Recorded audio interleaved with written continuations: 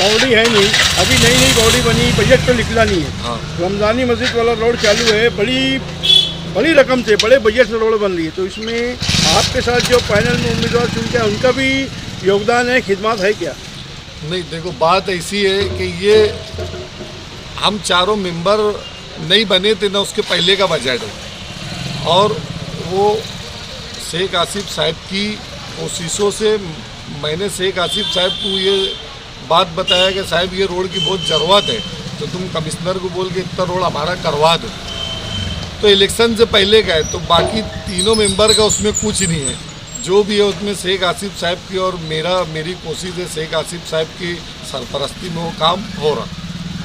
Member साहब, इस road को लेके कई महीनों से गुजरने वाली आवाम, वार्ड की आवाम बहुत परेशान है, काम क्यों ताखिर हुआ और कितने का काम है?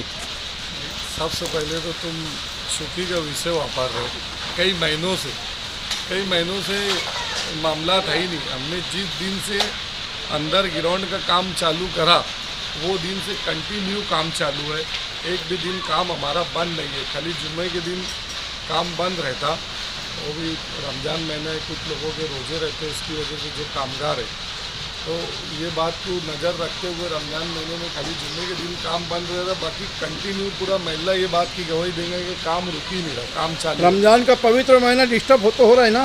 नहीं, पवित्र महीने में एक अच्छा तोहफा दे रहे हम, जो ये बरसात के टाइम में बोलो या धूल मट्टी की वजह से महल्ले के लोगों को बहुत ज़्यादा परेशानी थी, बड़े बड़े खड्डे थे, तो एक ईद का तोहफा रहेगा नवी रोड।